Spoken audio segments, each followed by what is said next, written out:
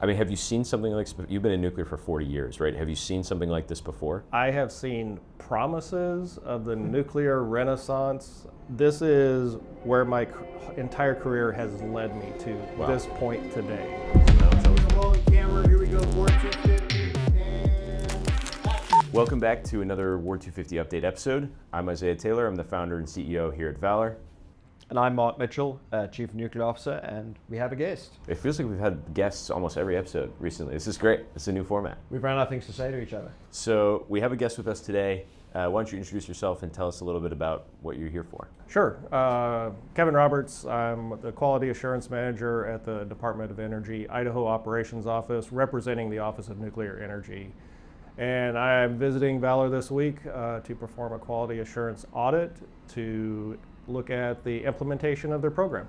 Amazing. And this was exciting for us because Valor is transitioning from a company that's only done things in steel and pressure, nothing nuclear yet, to we did Project Nova, which was awesome. We took a core critical, and then the next step after that is to make power. And when you're making power, you have burn up, and you have fission products, and you have radioactivity, and all sorts of serious things. And so a huge part of our next, I guess, goal as a company is to get ready for that. And so Kevin is here to check a little bit of our homework. But I want to know a little bit about your background. You've had, 40 years experience in nuclear, is that right? Yes, so next June of 2026 will mark my 40th year in the nuclear industry. Wow. Starting back straight out of high school, going into the Navy and being a nuclear operator for 22 years. Nuclear operator, so that means you're spending 6 years studying books and reading things. Yeah. That's how that works, right? We have never talked about that. I mean, that's fascinating in its own. So Not in the Naval Nuclear Propulsion Program. Okay. We combine all of that into about 2 years of school. Wow. With a lot of theory. So in the Naval Nuclear Program, when you go to school, it's not like college where Yep. you've got a class here, a class there. Monday, Wednesday, Friday is a schedule. Tuesday, Thursday is a different schedule. It's 7:30 a.m. to 4 p.m. Yep. every day, 8 or 9 hours a day, plus study time after that. So That's one of the things that I love talking about naval people is that it's very, very practical, right? Yes. People who come out of the naval program all of them have turned some wrenches and been part of plant operations, at least the ones that I've met. Yes. And know the theory as well. And I think that's awesome, the hands-on and the theory. Right. So it's just that 6 months of the schooling, and then you go into the practical application of that knowledge that you learned. That's amazing. And you say you're a reactor operator on what, which reactors? I was a reactor operator on 2 S6G reactors for the Los Angeles class submarines and S8G reactor on a Trident submarine. Amazing. At the conclusion of that, I retired. Yep. Decided to continue in the nuclear program. Started working at the Naval Reactors Facility, doing quality assurance there, and then transitioned to the Department of Energy. I mean, that's very interesting. I don't know the official statistics, but quite a big percentage of people in nuclear in the US are people who've come out of the Navy nuke program, right? Do you perhaps know about that? Like how many? What's the sort of statistic there? I'm not sure what the statistics are currently. I know, like you said, in the founding of the nuclear industry in the United States, that was the well you went to for operators. Yep. Because they came out of the program, they came to work for your company, and they were ready to go on day one. Yeah, and also the thing that's interesting about the naval reactors is that they're a very it's a complicated machine that produces a lot of power in a small box underwater where things are sloshing around and you have people very nearby. So it's actually a great operator setting to learn to run a very advanced system. Yes. Take us through like the difference in operations between some of the types of plants we're building here, which are smaller, passively safe, these sorts of things, and kind of what you're thinking about in the Navy. How do those compare to each other? They're similar, but also vastly different. Yeah. At the basic of it, we're using uranium, the fission of uranium, to heat air or water to eventually produce power. Yeah. Right. So that's the similarity. The differences are, pressurized water reactors, big, high power density.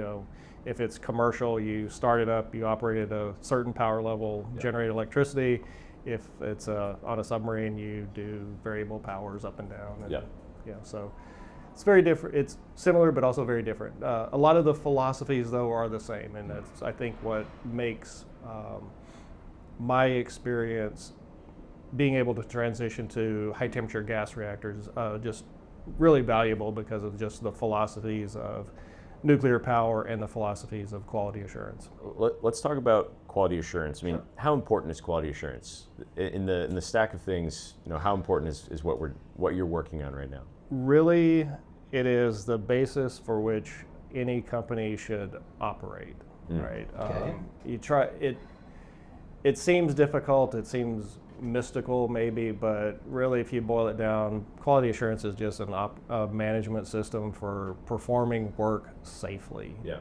Right. So that's why I'm here, right? To look at your company, and I've looked at your program, and now I'm here looking at your implementation of that program, to ensure that when you guys decide when we get to the operational phase, safety is paramount. Safety for the environment, the public, and your workers.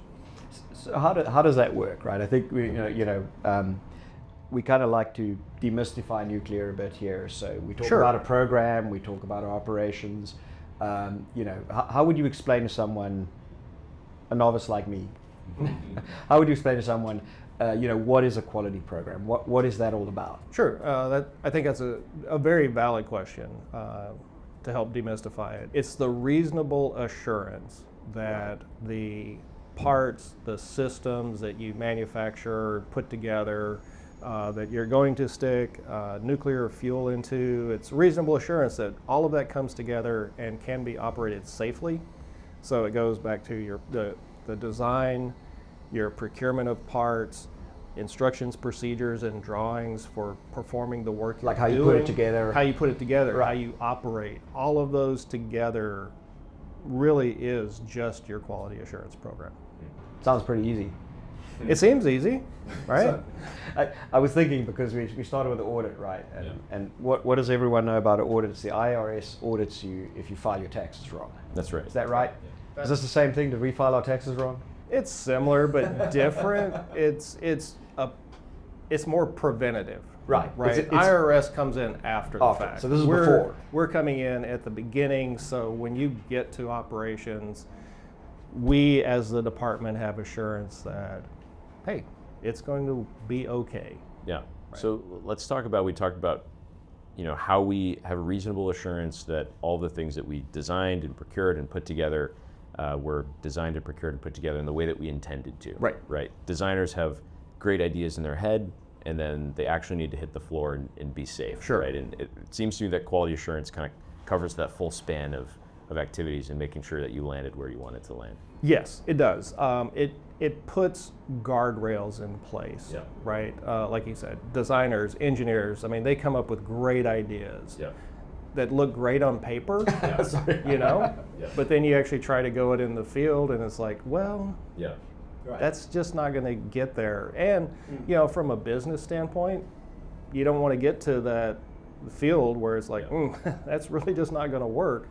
You want to catch it early in your design. It's like, that's not the best way. Totally. Let's try a different way. So what are some of the gaps that you generally see? You've been doing this for a long time, looking at quality assurance programs, auditing companies for quality assurance. I assume auditing, programs within the government itself for quality assurance. So what are some of the gaps that you tend to find early that, just for other people who are going to be watching this, who are, maybe working on reactors of their own, what can they start working on even earlier that's going to catch these things? What do you normally see in terms of gaps? As you well know, as I've been involved in this with the advanced reactor developers, supply chain issues are always a problem. So the identification of what you need, the standards that you need your parts to meet early in your design is critical. The identification of the key attributes you need those materials to perform to in design is definitely key, and then starting that procurement as early as possible. Let's talk about the state of the nuclear industry. So I'm excited. This is a really exciting moment, right? I think May of this year was the executive order signing, and the executive order asks for 3 advanced reactors. That's really exciting. So It is super exciting. I mean, have you seen something like, you've been in nuclear for 40 years, right? Have you seen something like this before? I have seen promises of the nuclear renaissance for several times through my career, and actually my naval recruiter he even like played that up. It's like, oh, you go into the Navy, be a nuclear operator. Look at all these jobs you can get, Right. Which didn't materialize. Never panned out, Yeah. right? So I like to think of this as this is where my entire career has led me to this point today, right? Where we can go and we have strong momentum in the country for nuclear power. Yeah. The winds have shifted when it comes to nuclear power, and I think with small modular reactors, micro reactors, thinking outside of the box of your 1,000 megawatt reactor, I think that will help carry that momentum. How has your day-to-day changed because of this? It has changed a lot. Okay. As you said, right, there's like 11 projects in the reactor pilot program. Right. Our office is at the very pinnacle of the reactor pilot programs. Yep. Right. So our SMEs in the office are fully involved 100% of the time, every day, with one of or several of the pilot projects that are going on. Myself, I'm covering like 4 of them. 4 of them. Okay. Wow. Yeah. On the DOE, Kevin, where can people go to find out more, just generally about the DOE, and maybe even more specifically about the pilot program? Sure. I appreciate that question. You can also go to the Department of Energy's website, doe.gov. Also, if you want to learn more about the Idaho National Laboratory, that'd be at inl.gov. Those are great places to start, and there will definitely be articles on there about the reactor pilot program, and you can look at the history of the INL and all the reactors that we've operated there. Amazing. I've got one more question for you to close. So INL has built 50 reactors over the course of its lifetime. We have 11 reactors in this pilot program.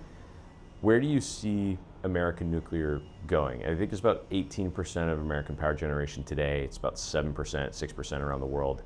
Where's all this going? Are we going to make a lot more nuclear in the future, a little bit more? What do you think? I'm hoping we can get that percentage up higher. I think realistically, I would be happy if we saw 30%. Yeah. I think every little bit helps in the energy policy of the United States. Amazing.